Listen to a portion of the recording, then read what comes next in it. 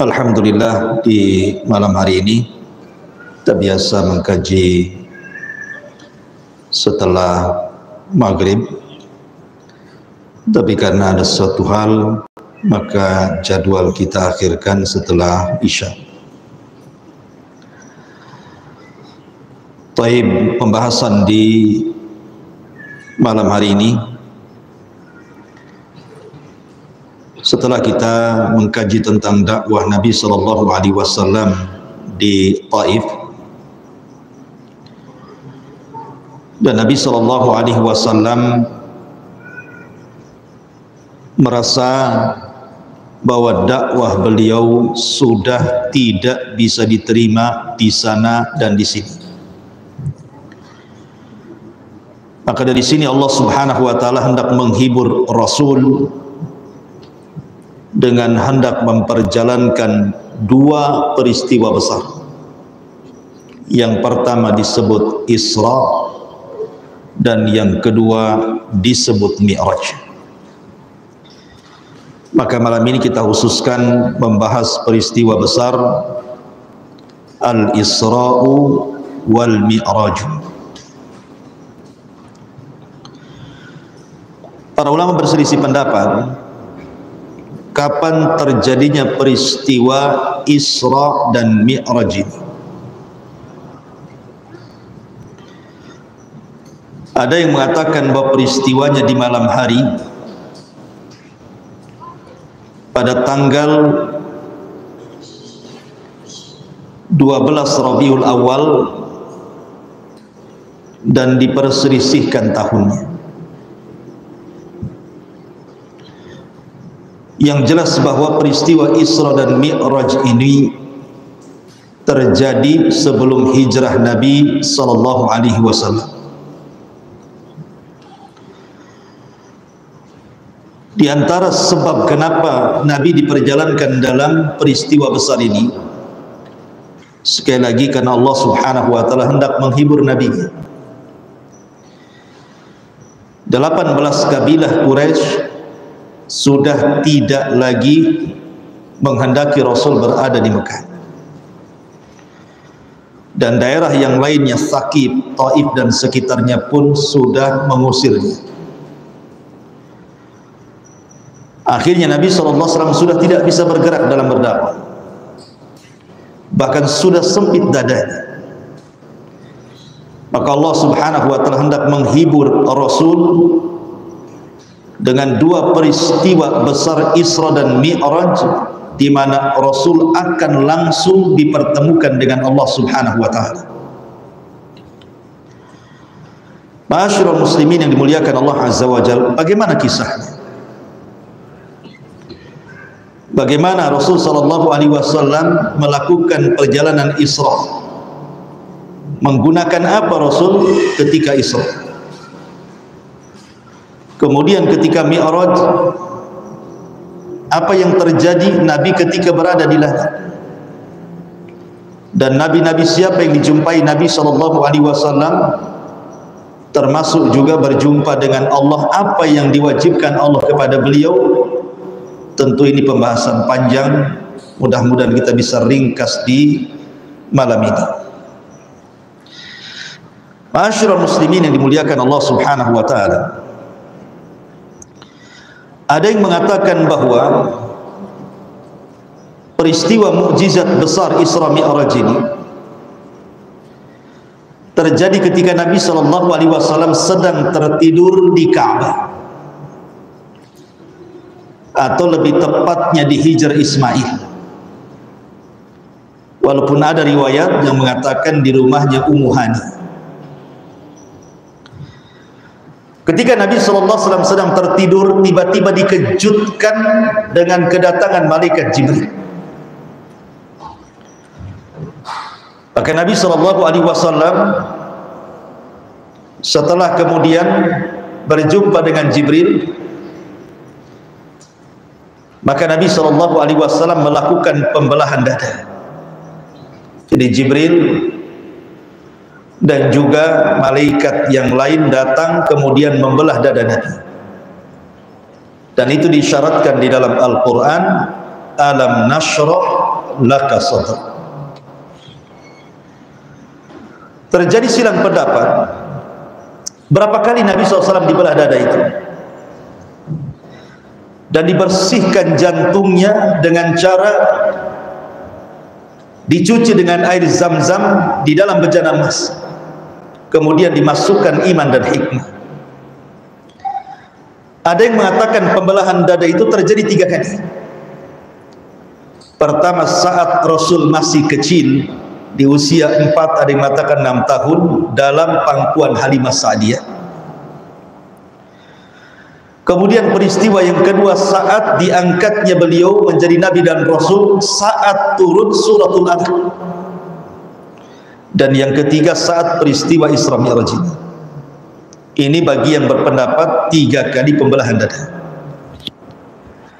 Tapi pendapat yang masyhur bahwa Rasul cuma dibelah 2 kali. Saat masih kecil di pangkuan Halimah Sa'diyah dan saat peristiwa mukjizat besar Isra dan Mi'raj. Maka Nabi SAW kembali dibelah dadanya, diambil jantungnya, dicuci dengan air zam-zam dari bejana emas, kemudian dimasukkan kembali ke dadanya, kemudian dimasukkan iman dan juga hikmah, kebijaksanaan. Kenapa Nabi SAW harus dibelah dada? Kemudian dibersihkan hatinya. Karena Nabi SAW akan melakukan perjalanan besar, akan diperlihatkan tanda-tanda kuasa Allah, akan diterbangkan ke langit yang belum pernah Nabi satupun sampai ke tempat yang akan dituju Nabi. Dan Nabi akan diperlihatkan surga, diperlihatkan neraka, diperlihatkan bentuk asli malaikat. Ribuan malaikat akan berjumpa dengan Nabi, diperjumpakan dengan para Nabi, sehingga butuh hati yang jernih. Makanya dibelah dadanya. Maka setelah kemudian pembelahan dada ini, maka kemudian Jibril pun sudah membawa binatang untuk tunggangan Nabi SAW, dan binatang itu disebut Al-Buraq. Disebut Buraq karena kecepatan larinya seperti kilat. Makanya kilat dalam bahasa Arab itu yakadul barku. Barku itu artinya kilat, di mana sekali melangkah itu, kata hadis Nabi SAW, maddal basar, sejauh mata memandang. Sekali langkah itu, satu langkah itu sejauh mata memandang, berarti cepat sekali. Lah Buraq sendiri adalah dabatun asghar minal baghli wa akbar minal himar. Dia adalah kendaraan Rasul, bentuknya seperti kuda, tapi lebih kecil dibandingkan kuda, tapi lebih besar dibandingkan keledai. Sedang besarnya itu. Lah ketika kemudian Nabi SAW diperkenalkan dengan Buraq, tiba-tiba Buraq tidak mau ditunggangi Nabi. Yang namanya binatang tidak pernah ditunggangi dan orang yang menunggangi asing, tentu binatang itu tidak langsung mau, kan, itu risih bahasa kita. Buraq ini merasa risih. Maka Jibril alaihi salam kemudian berkata kepada Buraq dan mengatakan, diam engkau wahai Buraq, wallahi ma raqiba ahadun akram min Muhammadin sallallahu alaihi wasallam. Tidak ada satupun yang paling mulia yang akan menunggang di atas pundakmu wahai Buraq lebih mulia dibandingkan Muhammad. Maka Buraq pun terdiam. Dari sini ada faedah. Kalau binatang saja memahami kemuliaan Nabi SAW, harusnya manusia jauh lebih memahami kemuliaan Rasul kita Muhammad SAW. Anas ibn Malik radhiyallahu anhu bercerita dalam Musnad Imam Ahmad itu, suatu ketika Nabi SAW naik bersama Anas ibn Malik radhiyallahu anhu menunggang keledai, kemudian berjalan-jalan di ganggang kota Madinah. Tiba-tiba kemudian dari kejauhan ada seekor unta melihat Nabi, dikejarnya Nabi sama unta itu. Sudah dekat, unta ini kemudian menyalip Nabi, tiba-tiba berdiri di hadapannya. Setelah berdiri di hadapannya, tiba-tiba yabruk, unta ini langsung terduduk kemudian sujud. Setelah itu unta ini menangis. Maka Rasul terhenti, turun dari tunggangannya, kemudian menghadap unta, mengusap air matanya. Kemudian Nabi SAW seolah-olah berbincang dengan unta ini. Dari sini salah satu mukjizat Rasul paham bahasa unta. Tiba-tiba Rasul berteriak di hadapan orang-orang Ansar dan mengatakan, "Man sahib hadal jamal?" ini Ja'fatan minal Ansar, datang anak muda dari Ansar dan mengatakan, "Ana ya Rasulullah, saya wahai Rasul." Maka Rasul marah dan mengatakan, "Afala tattaqillah, tidakkah kau bertakwa kepada Allah? Allati malakakallahu iyah, unta ini sudah Allah kuasakan kepadamu. Lihat untamu syaka alayya, dia datang kepadaku, mengadu kepadaku, annaka tuji'uhu wa tut'ibu. Engkau suka menyakitinya dan engkau suka membuat dia lelah dan letih. Engkau hanya bisa mempekerjakan tapi tak pandai merawatnya." Subhanallah, unta saja paham kemana harus mengadu. Sementara Al-Quran jelas-jelas mengatakan, "Idza tanazza'tum fi syai'in farudduhu ila Allah wa Rasul." Apabila kalian berselisih tentang sesuatu perkara apapun, karena syai' itu nakirah tufidu al-umum, berarti kalau berselisih dalam masalah apapun, maka solusinya kembalikan kepada Allah dan Rasul. Betapa banyak para duat menyampaikan ayat ini dan betapa banyak kaum muslimin membacanya, tapi ketika ada masalah tidak pernah dikembalikan kepada Al-Quran dan juga sunnah Nabi SAW. Berarti dia tidak paham kemana perkara itu harus disampaikan. Ada orang yang mengembalikan perkara itu kepada perasaan, kepada adat istiadat, kepada suku, dan tidak kembali kepada Al-Quran dan sunnah. Maka peristiwa ini ketika Rasul menunggang buruk, kemudian buruk diberitahu oleh Jibril bahwa yang menunggangi Rasul terdiam.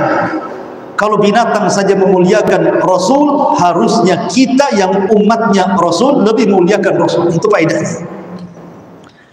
Melesatlah buruk. Ada yang mengatakan dia berhenti di tempat-tempat bersejarah, berhenti di Baitul Lahmin, Bethlehem, tempat lahirnya Isa bin Maryam, berhenti di Bukit Tur, tempat turunnya Taurat, dan berhenti di tempat-tempat sejarah para nabi. Kemudian baru sampai ke Palestina. Perjalanan Rasul dari Masjidil Haram ke Palestina, Masjidil Aqsa, peristiwa ini disebut Al-Isra. Kalau Mi'raj ini lain lagi, Mi'raj ini naik ke langit. Kalau Isra itu dari Haram ke Aqsa, itu disebut Isra. Bahasa kitanya, orang yang berjalan malam-malam itu disebut Isra. Kalau antum jalan kaki dari rumah nanti setelah Isya ini, antum sedang Isra, dari Beliung ke mana gitu. Lah ketika Nabi SAW sampai di Baitul Maqdis, maka Nabi SAW kemudian turun. Ingat bahwa ketika Nabi SAW melesat dari Masjidil Haram ke Masjidil Aqsa itu, Rasul menunggang buruk berdua bersama Jibril. Karena Jibril kan datang dalam bentuk tasyakul. Tasyakul itu menyerupai laki-laki tampan, dan biasanya laki-laki yang diserupai Jibril itu adalah sahabat Dihyatul Kalbi. Orangnya orang ganteng, paling gantengnya orang Muhajir. Maka kemudian Jibril naik ke atas Burak, kemudian Rasul berada di belakangnya Jibril, jadi boncengan berdua di atas Burak. Di sini ada keutamaan, ikhwan, di mana Nabi SAW berbangga dengan kedekatan dia dengan Jibril saat menunggang buruk. Karena dempetan, antum kalau boncengan motor kan dempetan. Sama juga ketika menunggang kuda kan otomatis memeluk kan gitu. Disinilah kedekatan Nabi SAW dengan Jibril, dan Rasul berbangga dengan itu. Dan harusnya di sini ada faedah pentingnya kita mencari teman-teman yang baik, karena Rasul berteman dengan Jibril. Karena as-sahibu sahib, kawan itu nyeret biasanya. Kalau kawannya baik, nyeret ke yang baik. Kalau kawannya jahat, nyeret ke yang jahat, gitu maksudnya. Kalau kawannya akidahnya ahli sunnah, masuk ke ahli sunnah. Kalau kawannya khawarij, ikut ngebom di sana di sini. Kawan itu tergantung siapa. Karena Rasul mengatakan al-mar'u ala dini khalili, orang itu digantungkan agama kawannya. Lalu sesampainya di Baitul Maqdis, maka Rasul turun kemudian menambatkan Burak di tempat tambatan yang sekarang tempat tambatannya Burak itu menjadi tembok ratapan orang-orang Yahudi. Di Palestina itu ada tembok ratapan, orang Yahudi beribadah kan meratap di tembok itu. Disitulah Rasul menambatkan Burak. Pertanyaan, kenapa Burak mesti ditambat?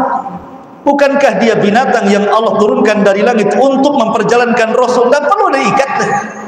Kenapa mesti diikat? Di sini Nabi SAW ingin mengajarkan kepada kita tentang akhdhu bil asbab, namanya ya, bahwa tawakal saja tidak cukup, harus mencari sebab. Nggak bisa tawakal itu. Antum kosongkan rumah mau pulang kampung nih, jendela biarkan terbuka, dapur biarkan terbuka, pokoknya saya serahkan kepada Allah, langsung berangkat naik pesawat ke kampung. Pulang habis itu.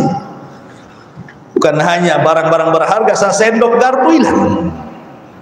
Artinya bahwa tawakal itu tidak hanya sekedar menyandarkan diri kepada Allah saja, tetapi di situ ada namanya akhdhu bil asbab. Seperti mamanya antum ke masjid pakai motor, antum biarkan hidup motor kunci di situ, antum sholat, habis sholat hilanglah motor. Maka pertama kita tawakal kepada Allah, minta agar motor tidak dicuri dengan cara apa? Ambil kunci setang, kalau perlu gembok gitu ya, baru masuk masjid. Nah, itu tawakal namanya. Itu maksudnya. Rasul mengajarkan tawakal itu harus ada akhdhu bil asbab, mengambil sebab. Kemudian Nabi SAW masuk ke Masjidil Aqsa. Subhanallah, disinilah terjadi ijtima'ul kubra, perkumpulan maha besar, maha dahsyat, maha agung.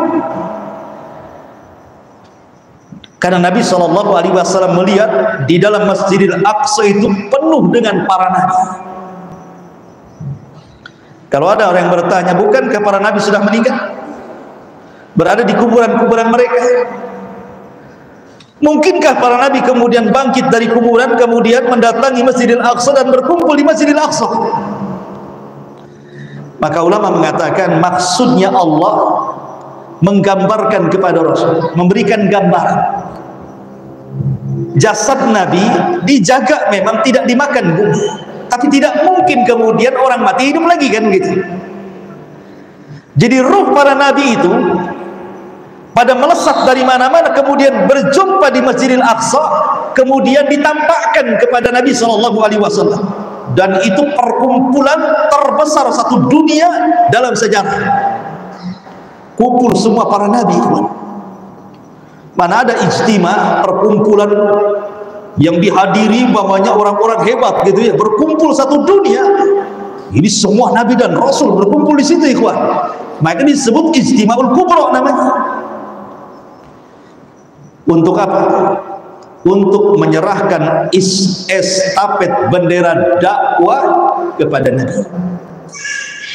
Karena zaman mereka sudah berlalu dengan kematian mereka. Maka Nabi SAW menjadi imam para nabi, imam dia, sholat. Pertanyaannya, kewajiban sholat 5 waktu aja belum ada. Nabi kan belum naik ke langit. Kenapa Rasulullah SAW sholat dan mengimami manusia? Paham ya?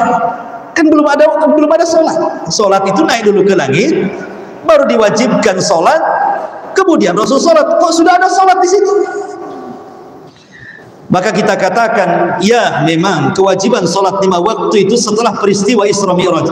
Tapi bukan berarti sebelum itu Rasul tidak sholat. Ada Rasul sholat 2 rakaat di waktu pagi dan 2 rakaat di waktu petang. Itu sholatnya Nabi. Sebelum ada sholat 5 waktu. Jadi pagi sama petang saja. Makanya Nabi SAW sholat dan menjadi imam.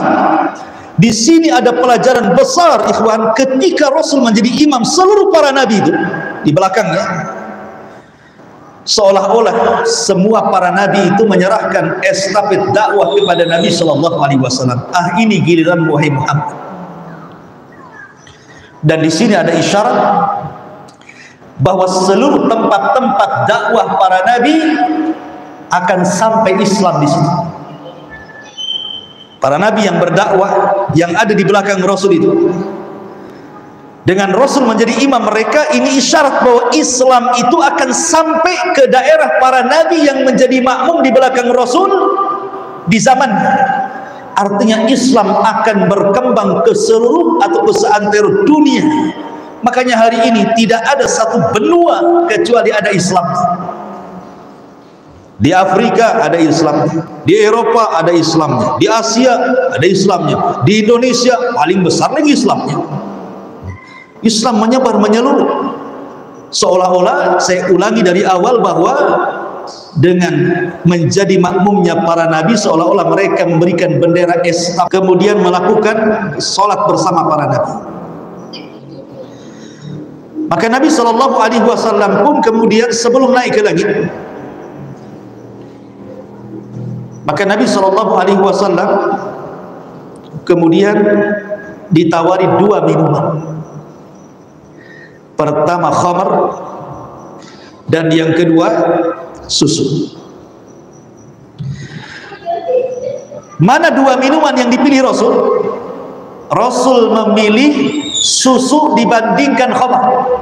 Padahal khamar belum diharamkan.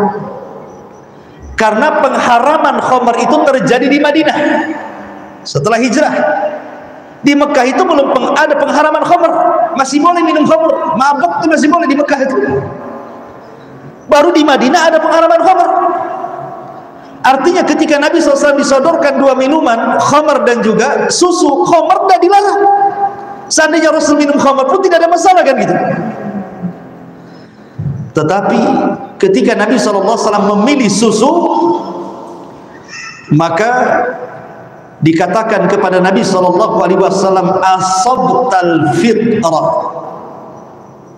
asabtal fitrah. Kemudian wahudiyat ummatuka, engkau sudah mencocoki fitrahmu dan umatmu akan diberikan hidayah sesuai dengan fitrahmu. Coba kalau seandainya Rasul ngambil khamar dan khamar tidak diharamkan, mungkin antum sambil ngaji minum khamar. Mungkin itu aqua gelas itu isinya itu brandy. Apa lagi? Kalau dulu cap janggut gitu, tua macam-macam. Tetapi Rasul tidak memilih khamar, memilih susu, karena tahu secara fitrah khamar itu memang memabukkan dan madaratnya lebih besar dibandingkan manfaatnya. Ma'asyiral muslimin yang dimuliakan Allah Azza wa Jalla. Kemudian baru setelah itu Rasul SAW melakukan peristiwa yang disebut dengan Mi'raj. Apa itu Mi'raj?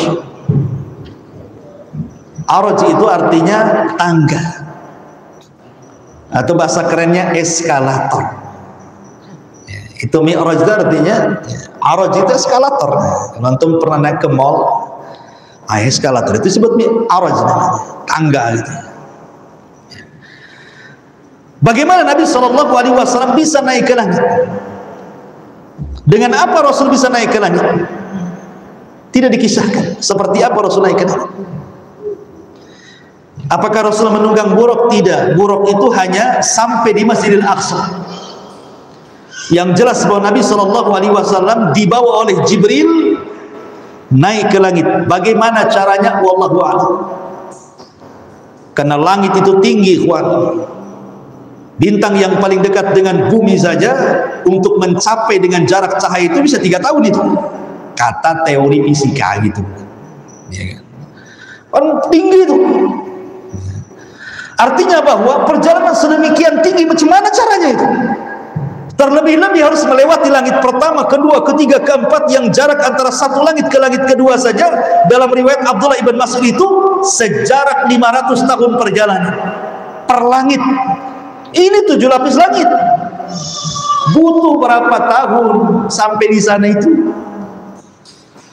Tetapi kuasa Allah Subhanahu wa taala tidak perlu bertahun-tahun, bahkan tidak perlu berhari-hari, cukup 1 malam. Jibril membawa Rasul naik ke langit. Pertanyaannya, kenapa naik ke langit harus dari Masjidil Aqsa? Kenapa nggak dari Mekah saja langsung? Kan gitu ya. Dari Mekah langsung aja ke langit gitu ya. Kenapa mesti ke Masjidil Aqsa dulu? Jawabannya satu, karena pintu langit itu sejajar dengan Masjidil Aqsa. Yang kedua, Masjidil Aqsa itu adalah tempat berkumpulnya para nabi. Maka Nabi SAW pun harus sampai ke situ dan berkumpul bersama para nabi. Dan Masjidil Aqsa sendiri adalah kiblat bagi kaum muslimin. Bahkan kita dilarang safar dalam niat ibadah kecuali ketiga masjid: Haram, Nabawi, Aqsa. Maka Aqsa ini masjid yang luar biasa, dimiliki para nabi dan tempat bersejarah, milik semua manusia Aqsa itu. Dan kelak di akhir zaman, Masjidil Aqsa dan umumnya Palestina, jantung kota Syam, akan menjadi tempat berdirinya khilafah kaum muslimin di bawah bendera Al-Mahdil Muntadhar Muhammad ibn Abdullah. Naiklah Rasul SAW ke langit pertama.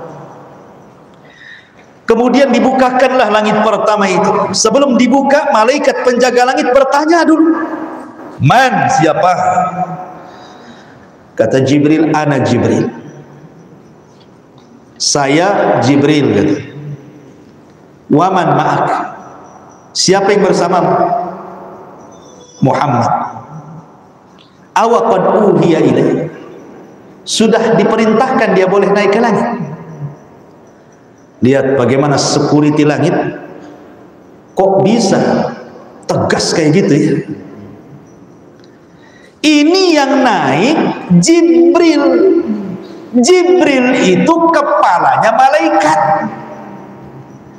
Kok berani-beraninya nih anak buah Jibril ini ngomong sama kepalanya, "Siapa kamu?" "Saya Jibril." "Siapa yang bersamamu?" "Muhammad." Sudah diizinkan orang yang kau bawa naik. Coba seandainya di Batam ini ada kepala bagian gitu, bawa orang masuk ke parkiran, kata satpam, "Siapa kamu?" "Enggak kenal aku ini pimpinan di sini." Kan gitu ya. Itu siapa yang bawa? Ngapain kau tanya-tanya? Kan gitu, jadi marahi, besok dipecat dia.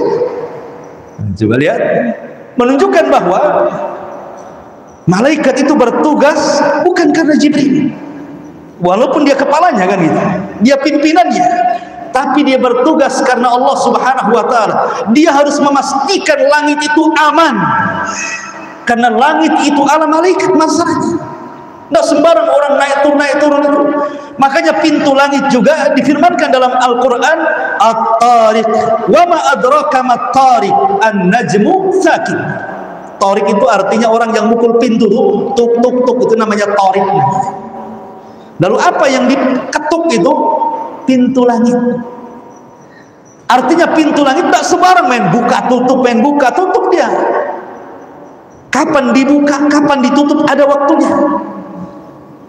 Seperti ketika ruhnya seorang mukmin dicabut, kemudian dibawa oleh malaikat ke langit, baru dibuka tuh pintu langit sampai ke langit ketiga. Atau ketika peristiwa Isra Mi'raj, Rasulullah SAW kemudian membuka pintu langit. Atau setiap hari asar dan juga subuh, malaikat yang mencatat kebaikan di siang dan di malam hari naik, baru dibuka pintu langit. Jadi tidak sembarang pintu langit main buka gitu saja. Makanya kemudian untuk memastikan langit aman, tegas nih security langit ini, siapa yang bersama Muhammad, sudah diizinkan dia masuk? Sudah, silakan naik dia. Rupanya pertama kali berjumpa dengan siapa? Nabiullah Adam alaihi salam. Berjumpa dengan Adam alaihi salatu wassalam. Kemudian dipandangnya Adam alaihi salatu wassalam. Kata Jibril, itu adalah buyutmu Adam, ucapkan salam kepadanya. Maka Nabi SAW mendekat Nabiullah Adam yang tingginya itu 30 hasta, lebarnya 7 hasta, besar. Kemudian Rasul mengatakan assalamu alaikum.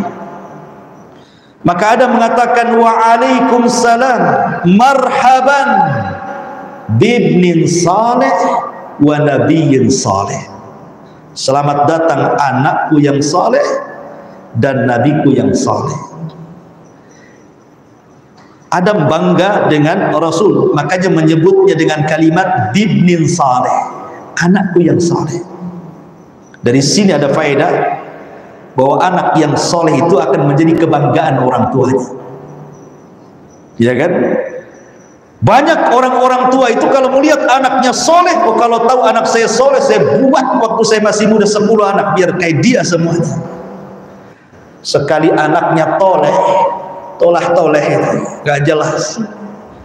Kalau tahu kau akan begini nak, waktu bayiku injak leher biar mati sekali. Kan gitu ya. Nggak bangga orang tua itu melihat anak yang kurang ajar. Tapi kalau anak yang soleh bangga, karena anak yang soleh itu aset terbesar dalam kehidupan.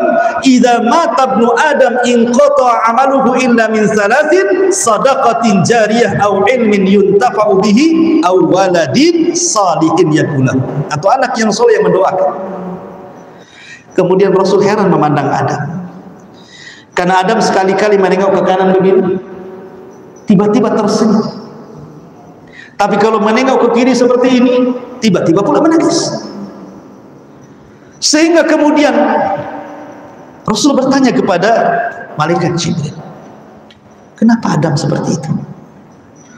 Maka Jibril mengatakan, apabila dia memandang ke arah kanan, wahai Muhammad, sesungguhnya dia melihat umatnya yang sebagian umatnya masuk ke dalam surga. Bahagia Adam, tersenyum dia. Tapi ketika dia melihat ke arah kiri, ada sebagian keturunannya, umatnya yang masuk ke dalam neraka, menangis dia. Dari sini ada faedah bahwa harusnya orang-orang itu menyesali dosanya dengan menangis. Kalau orang banyak berbuat dosa, banyak-banyaklah menangis. Begitulah para ulama. Karena dosa itu memiliki pengaruh kepada ibadah masalahnya. Ibrahim ibn Adham, seorang ulama zuhud yang luar biasa, dia beli 1 gantang kurma di Mekah. Ada orang jual kurma, beli dia kurma 1 gantang. Rupanya di bawah gantang ada 1 biji kurma jatuh. Kurma itu tidak tahu apakah kurma yang jatuh dari gantang yang sudah dikilonya, ataukah 1 butir kurma itu adalah kurma milik penjualnya. syubhat kan. Husnudon saja Ibrahim bin Adam main ambil saja karena sudah dibeli, ambil makan. Dia pikir itu kurma yang jatuh dari gantangnya. Rupanya kurma itu bukan jatuh dari gantang yang sudah dibelinya, tapi kurma itu adalah kurma milik penjualnya yang belum masuk ke gantang itu. Safarlah dia ke Palestina, hendak i'tikaf di Masjidil Aqsa dan beribadah. Berbulan-bulan dia di situ atau berhari-hari selama dia di Masjidil Aqsa, i'tikaf, qiyamul lail, baca doa, ibadah, tidak khusyuk. Enggak khusyuk, susah untuk khusyuk, sehingga dia berpikir, kenapa, ada apa dengan ibadahku ini? Mulai dia merenung, sedih, kenapa dia tidak bisa khusyuk dalam sholat. Ini ulama salaf. Rupanya teringat dengan satu butir itu. Jangan-jangan gara-gara satu butir itu, satu butir kurma yang kumakan, ini pula yang menyebabkan ibadahku terganggu. Coba ingat. Akhirnya dia safar balik lagi ke Mekah gara-gara satu butir kurma. Balik dia ke Mekah, cari tukang jual itu. Rupanya yang jual berbeda pula. Yang tadinya tua sekarang jadi muda. Kemudian ditanya, mana Pak tua yang jual kurma itu? Kata penjual, ini maaf dia sudah meninggal. Wah, langsung sak dada. Berarti gak akan ketemu dengan orang. Kamu siapanya? Saya anaknya, Pak. Oh, kalau begini-begini, dulu waktu bapakmu yang jualan, aku pernah membeli kurma. Di kolong gantang ada satu butir, ku makan karena aku sangka itu kurma yang jatuh dari gantangku. Tolong ikhlaskannya. Kata anaknya, bagi saya sih kalau hanya sebutir kurma apalah artinya, saya ikhlaskan. Masalahnya bapak saya anaknya 10. Ada di mana-mana gitu kan, bayangkan. Akhirnya dia nyari anaknya satu-satu, minta diikhlaskan satu-satu itu, bayangkan. Setelah mendapatkan keikhlasan anak-anaknya, barulah dia khusyuk ibadah. Itu lihat ulama dulu ya, luar biasa.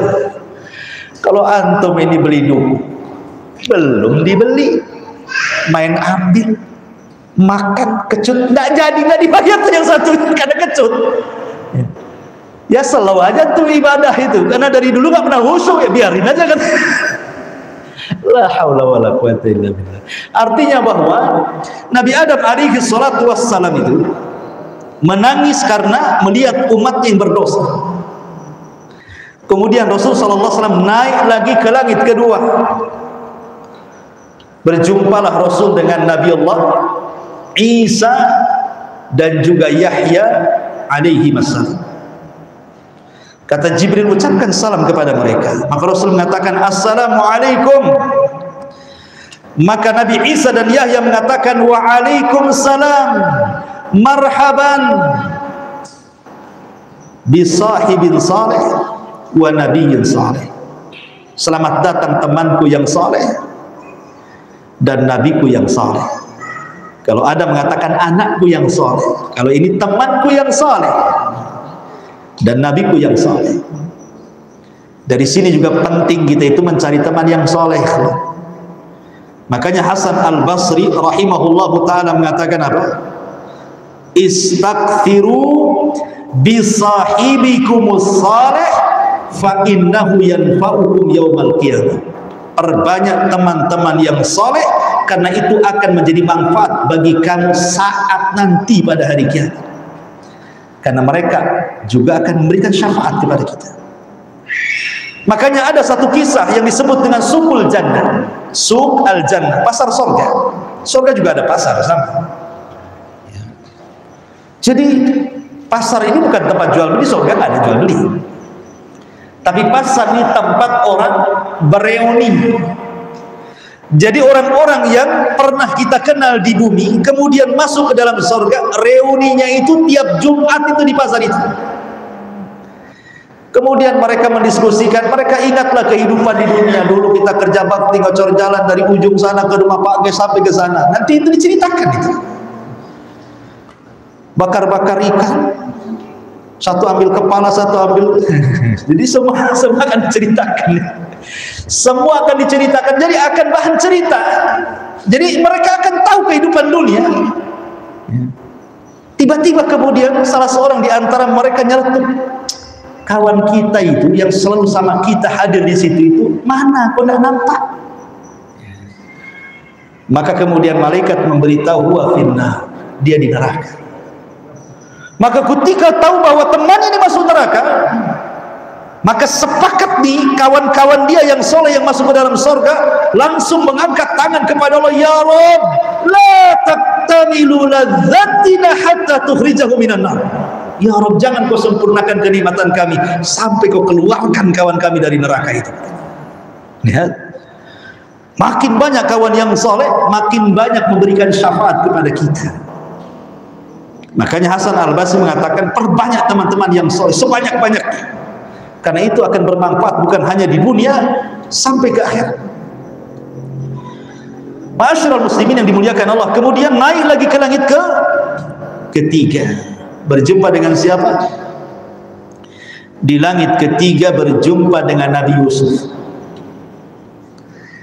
Dan Nabi SAW diberitahu oleh Allah bahwa Yusuf itu memiliki ketampanan separuh ketampanan Adam.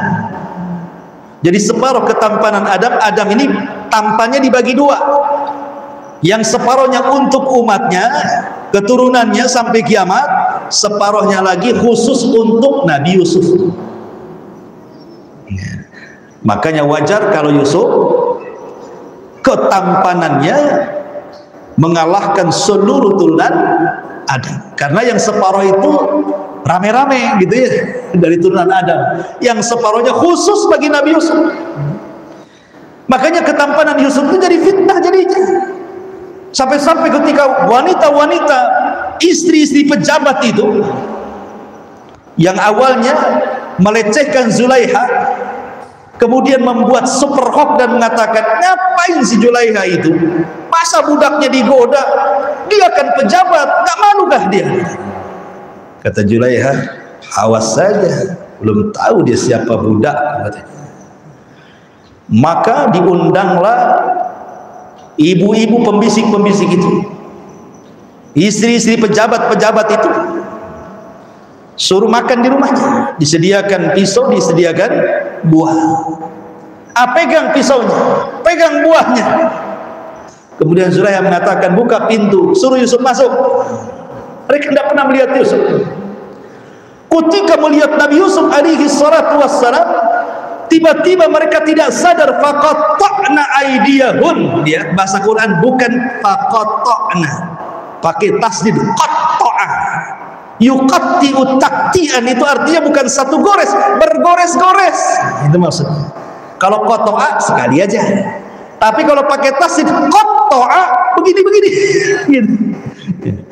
Kemudian mengatakan, hasyalillah, ini bukan manusia ini, in hadza illa malakun karim, jangan-jangan ini malaikat katanya, ini bukan orang ini katanya. Sampai ngomong gitu mak-mak, terfitnah dengan ketampanan Nabi Yusuf. Ada juga yang berpendapat, wallahu a'lam, bahwa ketampanan Adam itu dibagi dua. Satu, separuhnya dibagi Yusuf, separuhnya dibagi kepada Rasul kita Muhammad SAW. Tapi ketampanan Nabi tidak membuat fitnah, hanya menampakkan haibah karismatik yang luar biasa. Tapi ketampanan Yusuf ini membuat fitnah kaum Hawa. Ada yang mengatakan seperti itu. Naik lagi Rasul ke langit keempat, berjumpa dengan Idris. Kemudian dan Idris itu difirmankan, wa rafa'nahu makanan 'aliyya, Allah angkat ke tempat yang paling tinggi, ke langit keempat. Kemudian Allah naikkan lagi Rasul ke langit kelima, berjumpa dengan Nabi Allah Harun. Kemudian naik lagi ke langit keenam, berjumpa dengan Musa alaihi salam. Ketika itu Musa melihat Rasul, tiba-tiba menangis. Kemudian Rasul bertanya, kenapa Musa memandang saya, kenapa kok dia bisa menangis? Kemudian Jibril memberitahu bahwa Musa menangis karena ada orang yang masih muda, tapi memiliki umat terbanyak melebihi umatnya.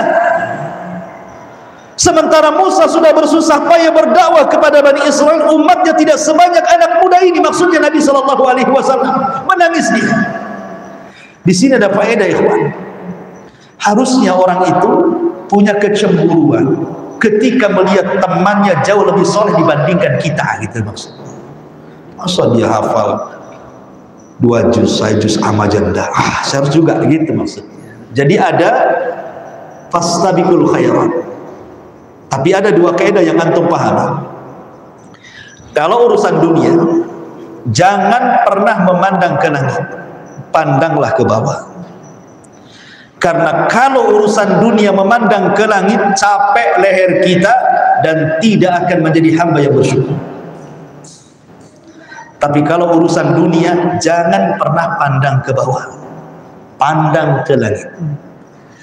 Sebab kalau terus mandang ke bawah, tidak bertambah pahala kita. Saya ulas.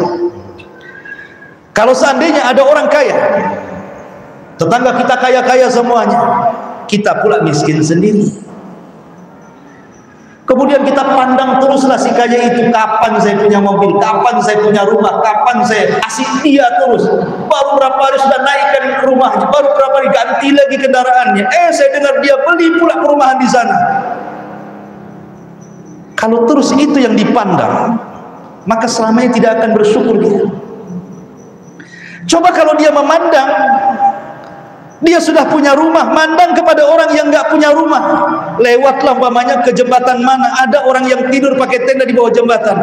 Alhamdulillah, saya walaupun punya rumah ngekos, tapi masih enak lah di rumah dibandingkan orang itu. Nyamuknya segede-gede gajah di situ. Ya kan? Bersyukur dia.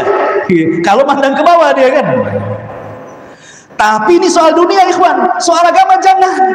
Berapa hafalan? 1 juz. Alhamdulillah. Saya lebih bagus daripada dia, 1 juz 1 surat. Umpamanya kan itu. Ya, jangan seperti itu. Ya. Jadi kalau soal dunia harus lebih lagi, tingkatkan tingkatan. Enak kali kawan ini sudah 5 juz, kapan saya jadi 5 juz? Seperti itu, mandangnya ke atas terus, sehingga akhirnya rajin ibadah, mengejar saudaranya, makin banyak pahala yang diraih. Lah Nabi Musa mengajarkan kaidah seperti itu kepada kita. Dia sedih kok umatnya lebih sedikit, umat Muhammad kok banyak. Kemudian naik ke langit terakhir, berjumpa dengan orang yang mirip dengan dia, persis mirip dengan Nabi, wajahnya, postur tubuhnya, semua mirip. Rupanya dia adalah Ibrahim alaihi salam, Nabi yang paling mirip dengan Nabi SAW. Dan dia sedang bersandar seperti ini di tiang Baitul Ma'mur. Baitul Ma'mur itu adalah Ka'bahnya para malaikat. Sejarahnya begini Baitul Ma'mur. Ketika Allah Subhanahu wa taala menciptakan Adam alaihi salam, malaikat kan mengatakan di hadapan Allah, ataj'alu fiha man yufsidu fiha wa yasfiku dima wa nahnu nusabbihu bihamdika wa nuqaddisu lak. Ya Rabb, apakah Engkau akan menjadikan makhluk yang akan menumpahkan darah, merusak bumi, sementara kami makhluk yang senantiasa bertasbih memuji dirimu? Sudah, tidak usahlah ya Allah, tidak usah ciptakan.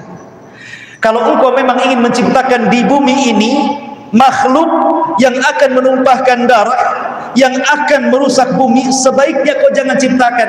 Kami saja malaikat turunkan ke bumi, biar kami memujimu, kami bertasbih kepadamu. Tapi Allah tetap ciptakan Adam. Sebagai iktiradnya malaikat ini, akhirnya Allah ciptakan Baitul Ma'mur. Kau tawaf di situ.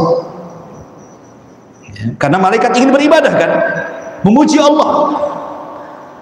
Maka Allah tetap ciptakan Adam untuk tinggal di bumi, dan Allah buat Baitul Ma'mur untuk mereka, karena mereka memang hanya untuk bertasbih dan memuji Allah saja. Maka diciptakanlah Baitul Ma'mur, Ka'bahnya para malaikat. Al-jaza'u min jinsil amal.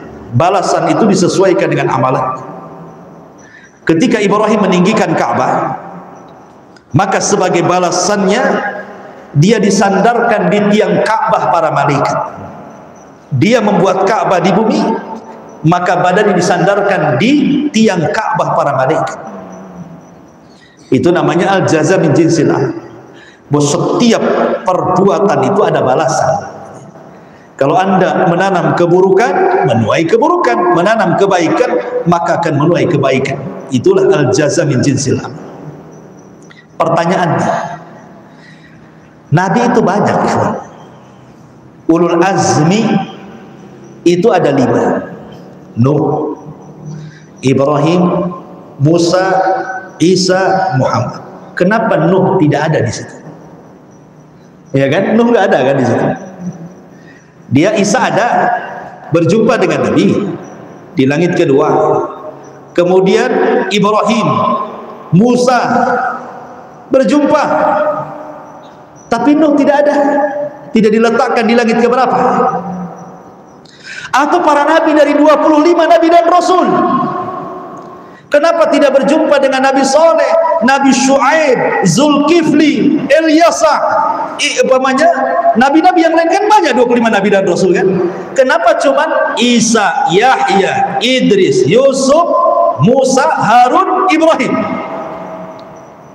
Kenapa dengan 7 nabi ini saja yang dijumpai Nabi? Kemana para nabi yang lain?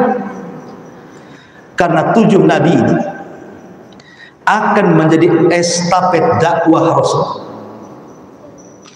7 nabi ini akan menjadi estafet dakwah Nabi. Pertama berjumpa dengan Nabi Adam. Nabi Adam itu hijrah dari sorga ke bumi. Maka Rasul akan mengalami hal yang sama. Hijrah dari Mekah ke Madinah. Kemudian yang kedua berjumpa dengan, setelahnya langit kedua, Yahya dan Isa bin Maryam. Yahya dipenggal kepalanya oleh siapa? Yahudi. Dan kepalanya menjadi mahar bagi seorang wanita pelacur. Kemudian Isa juga menjadi target pembunuhan orang-orang Yahudi. Kalau bukan karena Allah mengangkat Isa, dia jadi sasaran pembunuhan juga. Sebagaimana keduanya dimusuhi Yahudi sampai dibunuh, dan Isa diselamatkan Allah, maka Rasul pun sama. Setelah hijrah ke Madinah, kau akan berhadapan dengan musuh selain kafir Quraisy. Siapa? Yahudi, Bani Quraidah, Bani Qunaiqah, Bani Nadir. Semua akan memusuhi kamu. Bani Quraidah pernah bersiasat untuk membunuh Rasul saat rapat.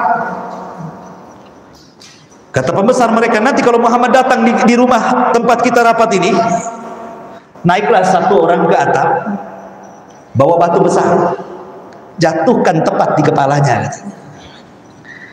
Tapi Rasul sebelum datang ke rapat, Jibril datang ngasih tahu, jangan kau datang ke rapat itu. Mereka sudah bersiasat membunuh. Nggak jadi rapat, justru datang bawa pasukan. Digempurlah Bani Nadir, kalah. Kemudian setelah pulang dari Khaybar, tiba-tiba kemudian pembesar Yahudi menyuruh wanita namanya Zainab bintul Haris untuk meletakkan racun ke kambing hadiah. Sampai sempat termakan sedikit oleh Rasul racun itu. Sampai-sampai Rasul bertanya, kenapa kalian racun saya? Kata mereka, kalau engkau seorang nabi, kau nggak akan apa-apa makan racun. Kalau engkau bukan nabi, pasti kau mati. Istirahatlah kami dari kamu, katanya. Selesai katanya. Tapi Rasul tidak membalas, mengkisos wanita itu kecuali setelah satu sahabat yang ikut makan racun setahun setelahnya meninggal. Baru dikisos wanita itu. Artinya kalau salah satu sahabat tidak ikut meninggal, maka wanita itu tidak akan dikisos. Jadi dibunuhnya wanita itu bukan karena meracun Nabi, tapi karena ada seorang sahabat yang sama-sama makan racun setahun setelahnya meninggal. Maka dia meninggal disebabkan racun oleh wanita itu, dikisoslah wanita itu. Artinya bahwa pertemuan Isa dengan Yahya itu karena Nabi SAW akan menghadapi situasi yang jauh lebih hebat lagi, lebih cerdas lagi dibandingkan kafir Quraisy. akan menghadapi orang-orang Yahudi. Kemudian yang ketiga berjumpa dengan siapa? Nabi Yusuf. Nabi Yusuf ini didolimi oleh siapa? Saudaranya. Ya. 10 sahabat Nabi Yusuf, saudara Nabi Yusuf itu, kecuali Binyamin, kan 11, 12 dengan Yusuf. Yang mencelakakan Nabi Yusuf ini 10 orang, karena adiknya Binyamin ini masih kecil, tidak ikut-ikut, apalagi dia satu kandung, yang lainnya lain ibu. 10 orang ini bersiasat untuk membunuh Yusuf, dan betul-betul dilakukan, tapi tidak langsung dibunuh, dicemplungkan ke sumur. Tapi Allah selamatkan Yusuf karena kehendaknya. Ada sebuah hikmah yang besar yang akan terjadi kepada Yusuf. Artinya sebagaimana Yusuf juga akan dimusuhi oleh keluarganya, maka dakwahmu juga kurang lebih. Siapa yang pertama musuh dakwah Nabi? Abu Lahab. Dia yang pertama musuh dakwah Nabi, sehingga turun ayat tabbat yada abi lahabin wa tab. Kemudian naik lagi ke langit berapa? Keempat, berjumpa dengan Idris alaihi salam.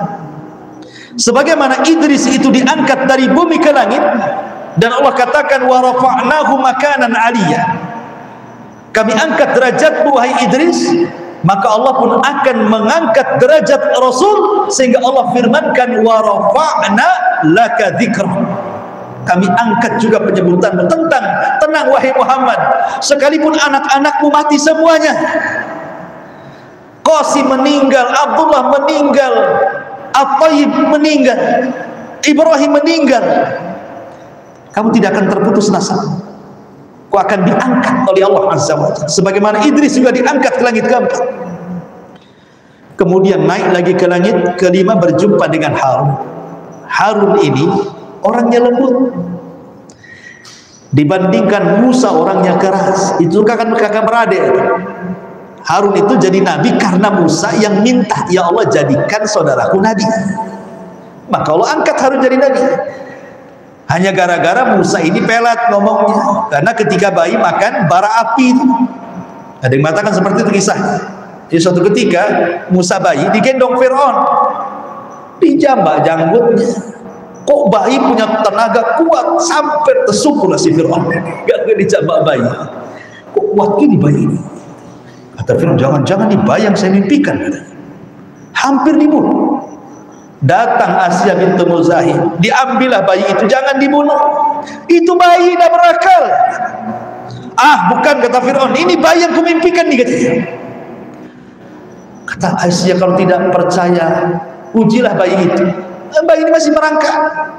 Diletakkan satu bara api, satu pula kurma. Ini bayi ini sudah merangkak ke kurma tuh. Tapi Jibril membelokkan untuk mengambil bara api. Diambilnya bara api, dimakan oleh anak bayi.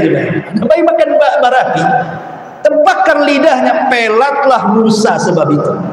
Makanya dia ketika datang kepada Fir'aun mengatakan, Rabbi israh li sadri wa yassir li amri wahlul uqdah, lepaskan ikatan lidahku ini, pelatku ini, sehingga tidak pasti kalau ngomong. Yafqahu qauli, supaya mereka paham dengan bahasa. Tahu Musa ini bukan seorang orator dan punya abang Harun seorang orator, maka dia minta kepada agar ditemani abangnya Harun berdialog dengan Fir'aun. Dan Harun itu lembut sekali sehingga dicintai Bani Israel. Kalau Musa keras, makanya tidak disukai Bani Israel, tapi ditakuti, ya kan?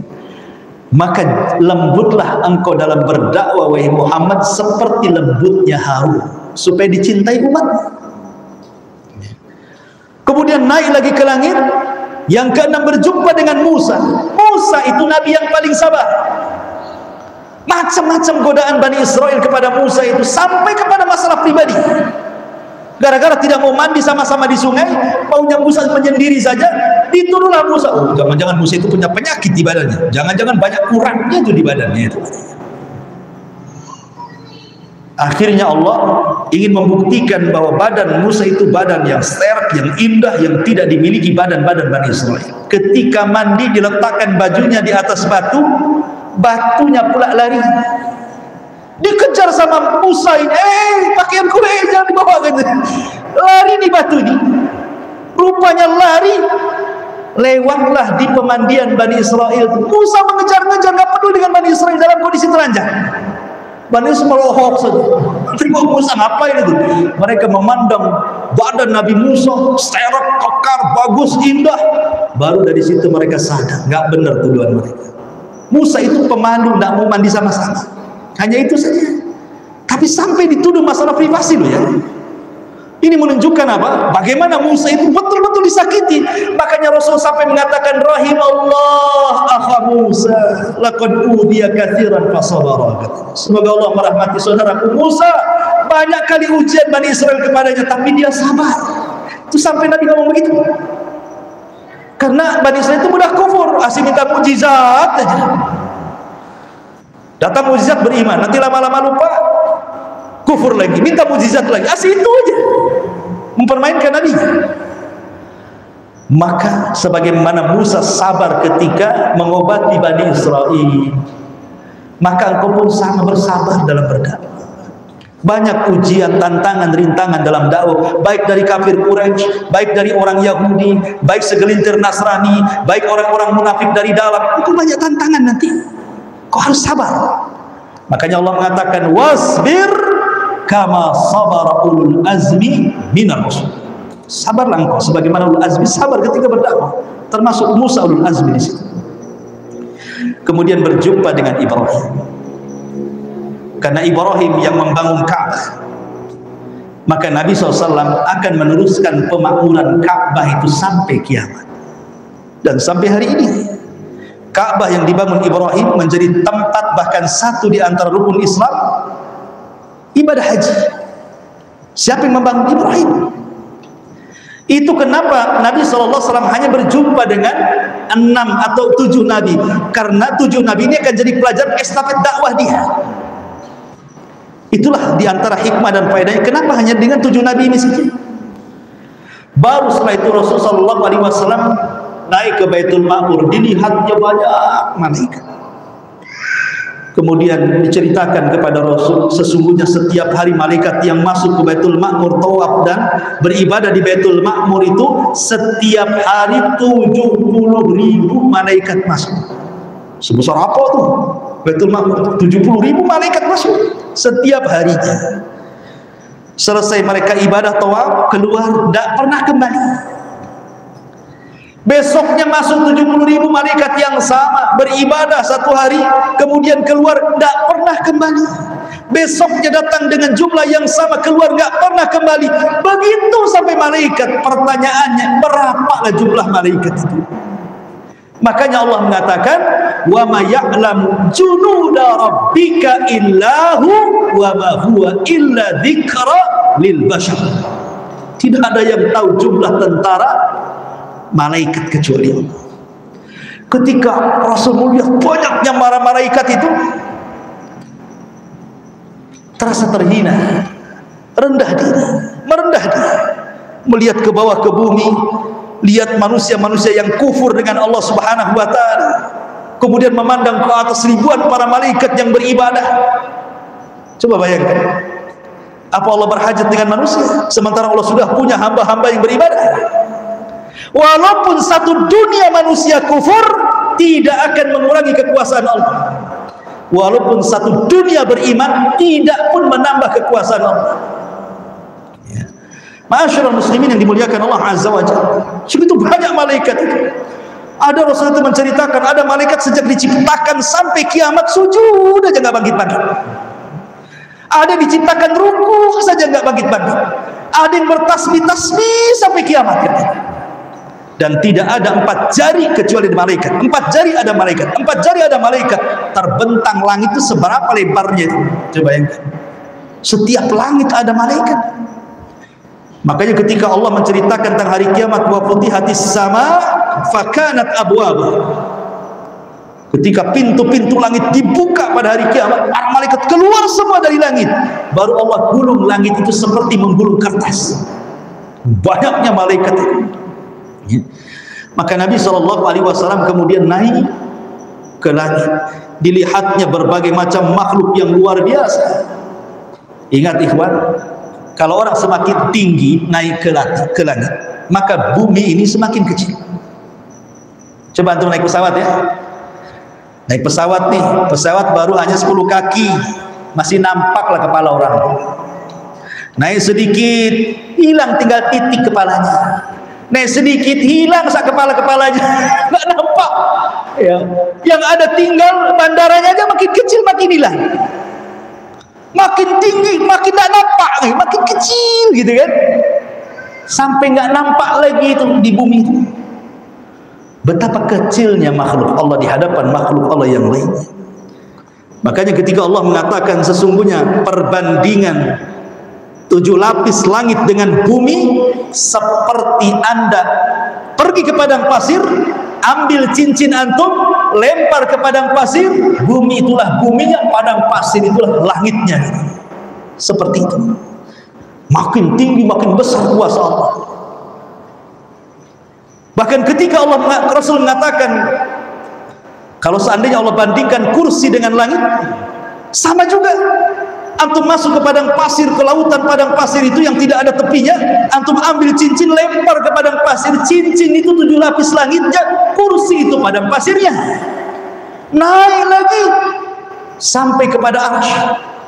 Arsy itu dibandingkan dengan semua makhluk yang di bawahnya persis seperti cincin yang dilempar ke padang pasir. Bagaimana penciptanya? Allahu Akbar.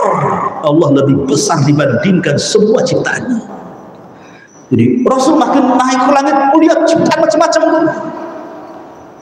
Sampai ketika Nabi SAW kemudian diizinkan oleh Allah masuk ke dalam surga. Kata Nabi SAW, dakhaltul jannah, aku masuk ke dalam surga. Betul-betul dia masuk. Lain dengan neraka. Kalau neraka Rasul mengatakan ittalaktun nar, diperlihatkan neraka. Tapi kalau surga, dakhaltul jannah, aku masuk. Ya tidak mungkin Rasul masuk ke neraka, terbakar di neraka. Hanya diperlihatkan saja nerakanya. Tapi kalau surga, masuk Rasul di situ. Pertama yang dilihat apa kata Rasul? Fa idza ana bi qasri min adh-dhahab, kata. Aku melihat pada istana semua emas dari ujung ke ujung. Semua dari emas bahan bakarnya, bahan bakunya. Oh, di bumi ini kan istana kayak rumah antum, bata, semen, kapur, gini itu macam-macam besi di situ. Kena angin ketimpa roboh batanya. Ini semua emas, coba bayangkan. Terkagum Rasul. Kata Nabi SAW kepada Jibril, itu tuh siapa? Liman hadza Jibril? Itu siapalah Jibril itu? Kata Jibril, li rajulun minal Arab, untuk anak muda dari bangsa Arab. Wah, senang Nabi. Fadhanantu annahu ana, jangan-jangan saya kan orang Arab, kata Rasul. Kata Rasul, yang benar Jibril ngomong, itu siapa? Kata Jibril, li rajulin min Quraisy, untuk anak muda dari suku Quraisy. Oh, tambah nyepit lagi. Oh, betul, ini itu saya kan. Saya kan dari Quraisy kan. Rasul mengatakan, ya Jibril, untuk siapa lah, jelas lah kalau ngomongnya. Kata Jibril, li Umar ibn Khattab. Bukan itu dia, untuk Umar ibn Khattab radhiyallahu anhu.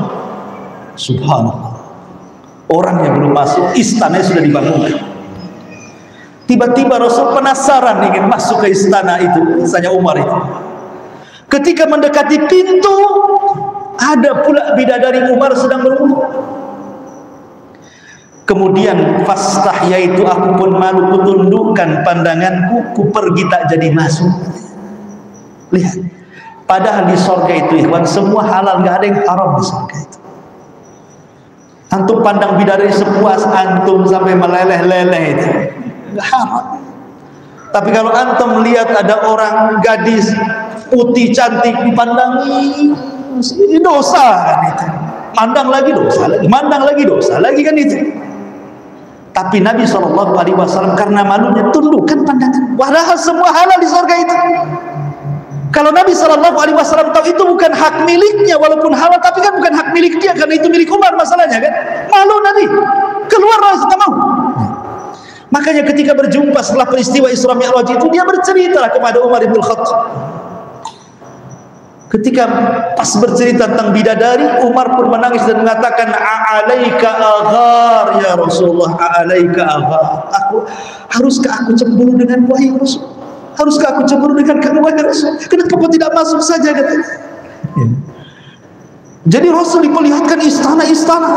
Tapi ingat ya, kaedah Quran ataupun hadis, ketika Allah dan Rasulnya menceritakan tentang nikmat sorga, maka yang diceritakan itu kenikmatan yang paling rendah. Itu harus paham di kaedah. Kalau seandainya Al-Quran menceritakan keindahan sorga, hadis Nabi menceritakan keindahan sorga, ini kaedahnya. Yang diceritakan oleh Al-Quran dan juga hadis itu bercerita sorga yang paling rendah. Seolah-olah yang rendah saja kayak gitu, gimana yang tinggi gitu maksudnya. Mana dalilnya? Dalilnya hadis Ummu Salamah. Ummu Salamah bertanya kepada Rasul 3 soalan. Setelah menikah dengan Rasul, Ummu Salamah bertanya 3 soalan. 1, Rasul, aku melihat kalau engkau membaca Quran, kemudian lewat di ayat-ayat tentang sorga, tentang bidadari, tentang nikmat-nikmat sorga, kau selalu terdiam. Kau berdoa apa? Tapi kalau engkau membaca ayat-ayat neraka, kau juga terdiam. Kau berdoa apa? Kata Rasul, kalau aku melewati ayat-ayat sorga, maka saya katakan, ya Allah, masukkan aku ke sorga.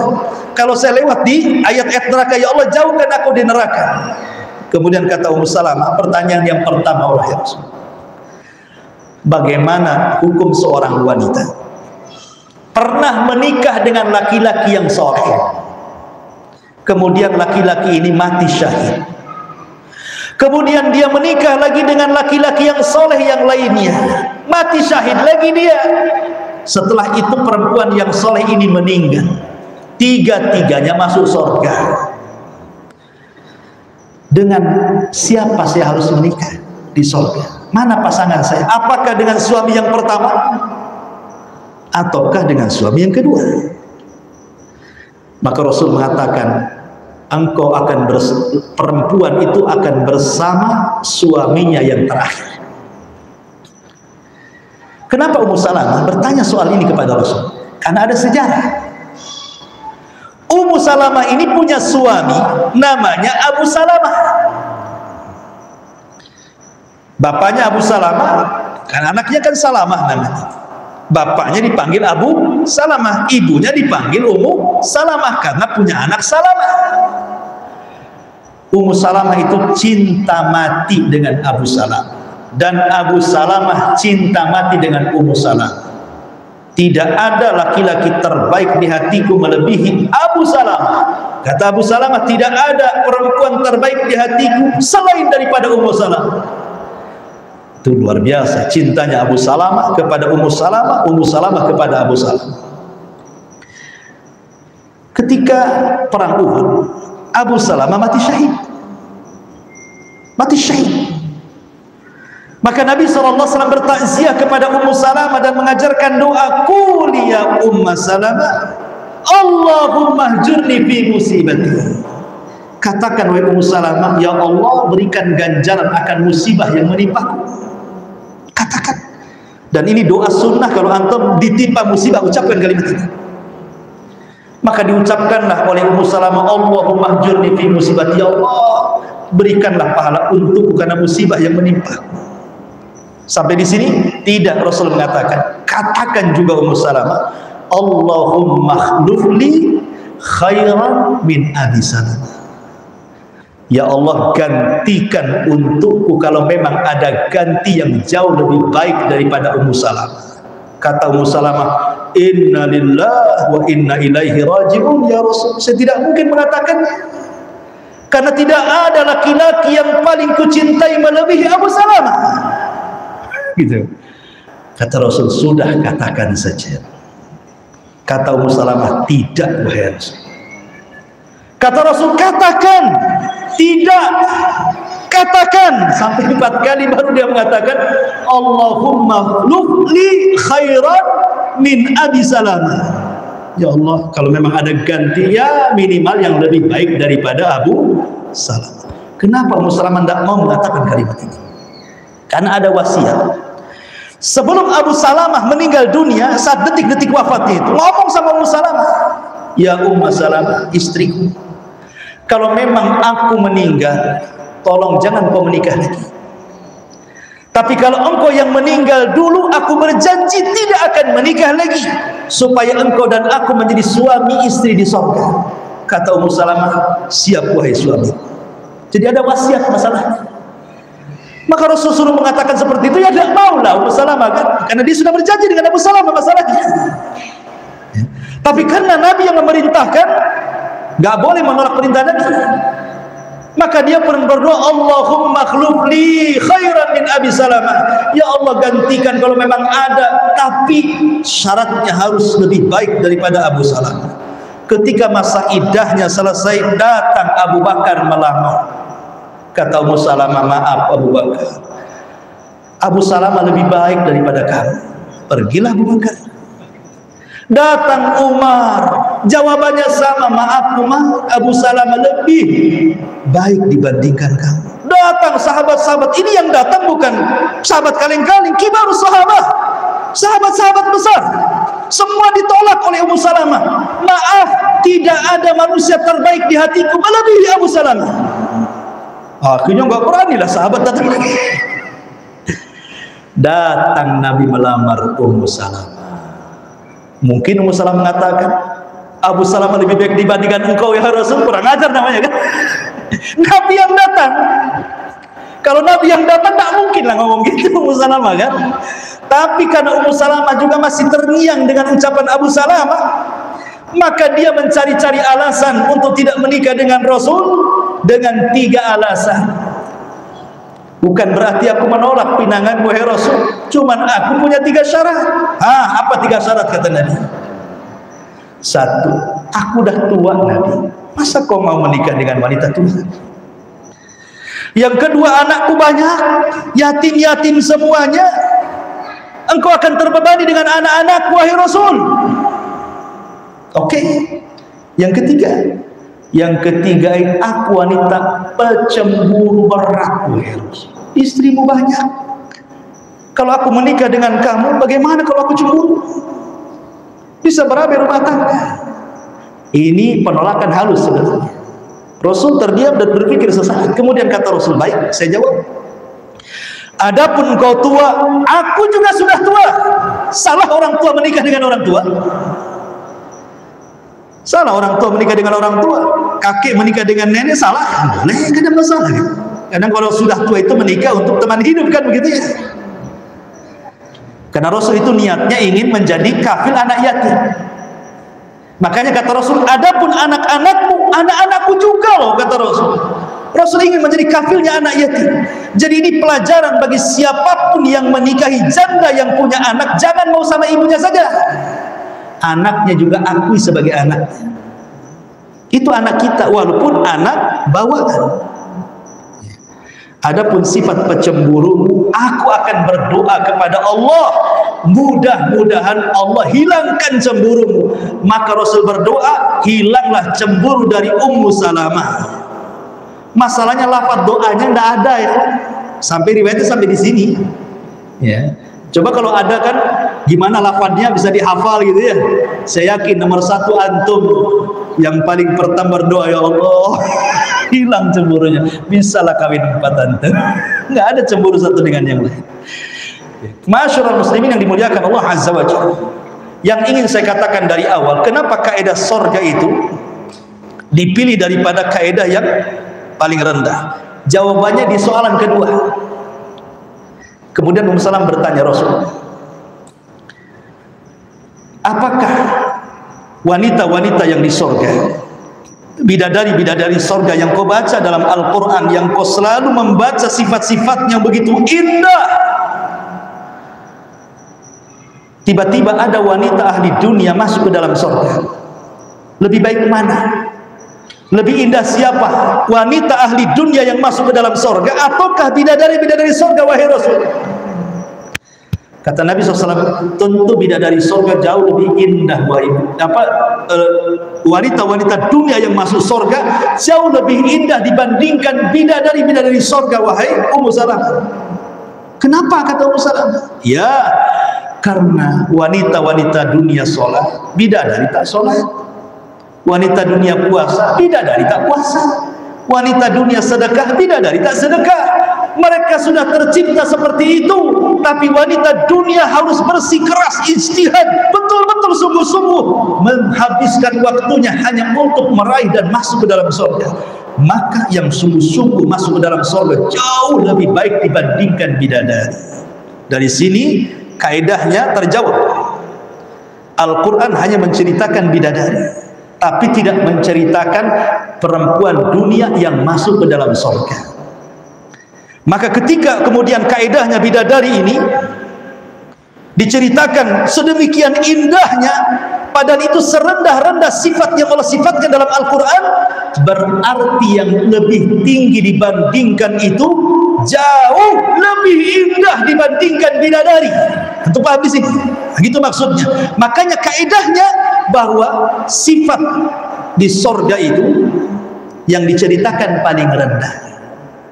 Yang tinggi tidak bisa diceritakan karena tidak mungkin bisa diceritakan. Sehebat apapun orang menceritakan sorga itu, sorga menyelisih ceritanya. Tidak ada ceritanya.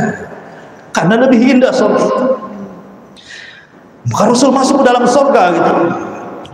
Dilihatnya ada istana. Tiba-tiba terciumlah bau yang semerbak luar biasa. Ummu Salamah baru 3 soalan ya tadi. Kita tutup dengan 3 soal. Persoalan yang ketiga, biar nggak penasaran. Ummu Salamah bertanya soal gadis soleha yang belum menikah di dunia.